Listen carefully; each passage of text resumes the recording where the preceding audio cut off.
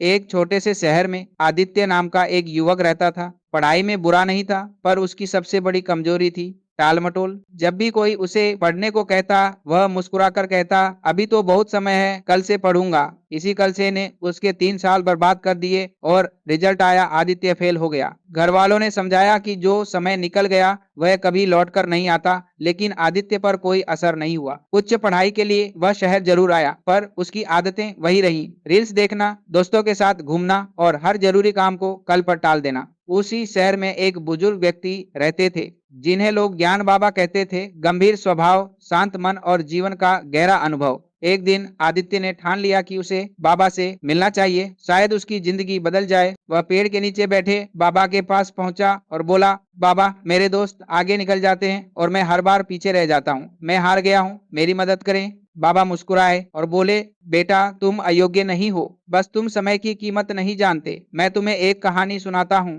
बहुत समय पहले एक राजा जंगल में एक गरीब आदमी से मिला। आदमी थका हुआ, निराश और जीवन से हारा हुआ था। राजा ने पूछा, क्या तुम कुछ करना नहीं चाहते? गरीब बोला, कोशिश की पर किस्मत साथ नहीं देती। आज कोशिश की। राजा ने कहा, आज सूर्यास्त से पहले महल पहुंच जाओ, जितना सोना उठा सको सब तुम्हारा। गरीब खुशी से झूम उठा। घर जाकर पत्नी को बताया। पत्नी बोली, जल्दी जाओ, लेकिन उसने कहा, पहले खाना खा लूं, बहुत भूख है। धीरे धीरे खाना खाया, फिर सोचा थोड़ी देर सो लेता हूँ। वो सो गया। 2 घंटे निकल गए। दौड़ा, पसीना बहाया, धूप लगी, थक कर पेड़ के नीचे बैठा, फिर सो गया। 4 घंटे और निकल गए। सूरज ढलने ही वाला था।